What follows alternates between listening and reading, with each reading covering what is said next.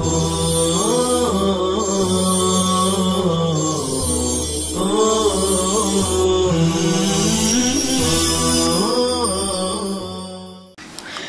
اللہ الرحمن الرحیم۔ وقت کا ضیاع عصر حاضر کا ایک سنگین مسئلہ ہے۔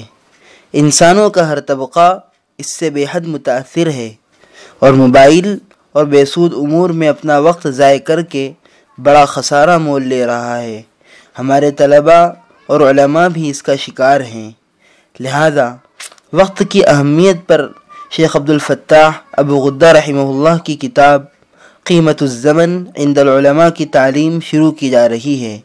طلباء اسے بغور سماعت فرمائیں، انشاءاللہ بہت مفید ثابت ہوگی۔ کسی قوم کی ترقی و تنزلی میں اس کے نوجوانوں کا طبقہ سب سے اہم کردار ادا کرتا ہے۔ اس لیے حساس قومیں دینی، سیاسی، سماجی، معاشی اور معاشرتی حالات کے آئینے میں ان کی فکری و عملی تربیت کو ایک اہم قومی و ملی فریضہ تصور کرتی ہیں۔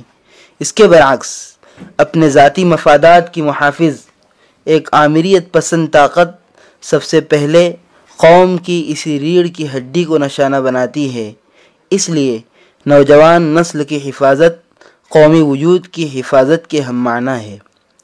ہر نئی نسل اپنے عہد اور ماحول کے شانے پر سوار ہو کر میدان علم و عمل میں آتی ہے، ان کے مثبت و منفی اثرات کو اپنے اندر جذب کرتی ہے۔ سوال یہ ہے کہ ہماری نئی مسلم نسل خواہ وہ دنیا کے کسی بھی خطے سے تعلق رکھتی ہو، کس طرح معاصر عہد کی خرابیوں اور فساد انگیزیوں سے بالکل دور رہتے ہوئے اعلیٰ متوارث دینی و اخلاقی اقدار اور ان کی خوبیوں سے اپنے دامن کو مالا مال کر سکتی ہے۔ موجودہ تمدنی زندگی اپنے تصورات اور عمل میں جن چیزوں سے مرکب ہے، ان میں ایسی لغویات کا بڑا حصہ ہے جو بظاہر زندگی ساز نظر آتی ہیں، حالانکہ ان میں ایک بامقصد قوم یا اس کے افراد کی انفرادی و اجتماعی زندگی کے لیے موت کا راز مضمر ہے۔ بلا شبہ ایک منظم اور بامقصد زندگی گزارنے والے شخص کو ایسی کتابوں کے مطالعے سے دلچسپی اور ان کی تلاش رہا کرتی ہے جو نسل نو کی اسلامی تربیت کے تقاضوں کو ذہن میں رکھ کر لکھی گئی ہوں۔ مختلف زبانوں خصوصاً عربی میں ایسی بہت سی کتابیں موجود ہیں۔ قیمت الزمن عند العلماء انہی اہم کتابوں میں سے ایک ہے اور کئی حیثیتوں سے اپنے موضوع پر لاسانی اور انتہائی مفید ہے۔ کتاب کی یہی خصوصیت اس کو اردو کا جامہ پہنانے کی کوشش کا باعث بنی۔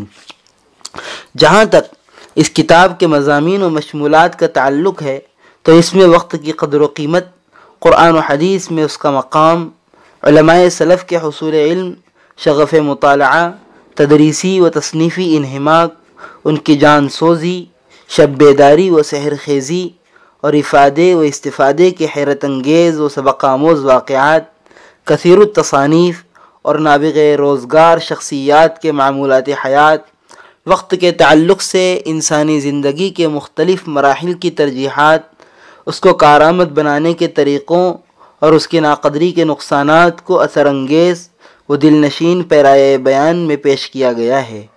مضامین کتاب قارئین کرام خصوصاً طلبہ مدارس اسلامیہ کے جذبات و احساسات کے لیے ولولہ انگیز بھی ہیں اور ان کے عزائم اور حوصلوں کو مہمیز کرنے والے بھی، نیز غفلت شعار و تغافل کیش لوگوں کے لیے عبرت خیز تعزیانہ بھی۔ بلا شبہ کتاب علم و ہنر اور فکر و عمل کی منزلوں کو طے کرنے والوں کے لیے مشعل راہ اور گراں قدر تحفہ ہے۔ یہ دنیا بجا طور پر ایک دارالامتحان ہے۔ اللہ کے بنائے ہوئے نقشے کے مطابق موت و حیات کی تخلیق اسی امتحان و آزمائش کے خدائی منصوبے سے جڑی ہوئی ہے۔ اس لحاظ سے انسان کو حاصل زندگی کا ایک ایک لمحہ اس سے کہیں زیادہ قیمتی ہے، جس طرح کہ وقفہ امتحان میں ایک طالب علم کے لیے اس کا ہر لمحہ قیمتی ہوتا ہے، جس کو صحیح طور پر برتنے کے لیے وہ ہر لمحہ کوشاں ہوتا ہے اور اپنی ساری ذہنی و فکری قوت اس کے لیے خرچ کرتا ہے، کہ مبادا ان لمحات کو ضائع کر کے وہ امتحان میں ناکام و نامراد نہ ہو جائے۔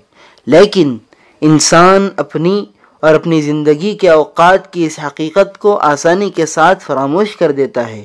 بلا شبہ زمانہ اور وقت اس کائنات کا سب سے قوی عامل ہے۔ ایک فرد یا قوم اس کے ساتھ صحیح تعامل سے مقصد حیات کے حصول میں کامیاب ہو جاتی ہے اور اس سے تغافل برت کر اس میں ناکام۔ جو قومیں وقت کی قدر نہیں کرتی وہ وقت کی ٹھوکروں میں آ جاتی ہیں۔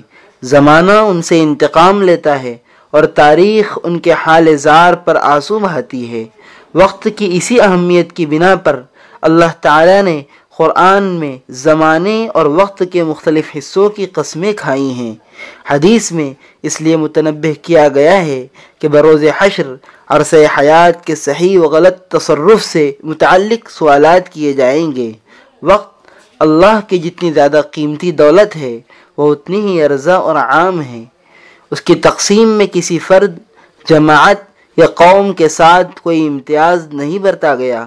اب یہ ہر فرد یا گروہ انسانی کے اپنے ظرف اور استعداد پر منحصر ہے کہ وہ اس دولت سے دنیا و آخرت کی کامیابی اور سرخروئی خریدتا ہے یا ناکامی اور پشیمانی۔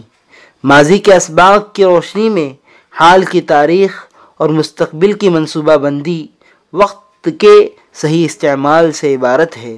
مسلمانوں کے دور زرعی پر نظر ڈالیے اور مسلم دنیا میں زوال کی آہٹ کے وقت کے احوال و واقعات پڑھیے۔ آپ کو دونوں کے درمیان جو فرق نظر آئے گا اس میں مسلمانوں کے عروج و ارتقاء اور پستی و پسماندگی کا راز پوشیدہ ہے۔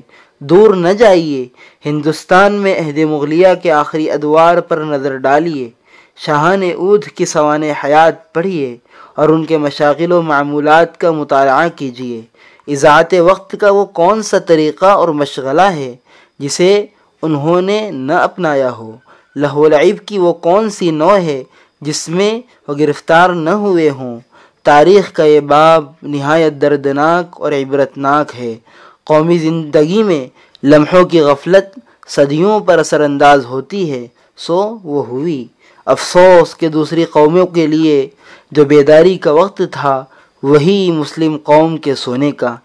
اللہ کے رسول صلی اللہ علیہ وسلم کا مشہور ارشاد گرامی ہے کہ نعمتان مغبون فیہما کثیر من الناس الصحۃ والفراغ۔ دو نعمتیں ایسی ہیں جن کے تعلق سے اکثر لوگ دھوکے میں ہیں، ایک صحت و تندرستی اور دوسرے فراغت کے اوقات۔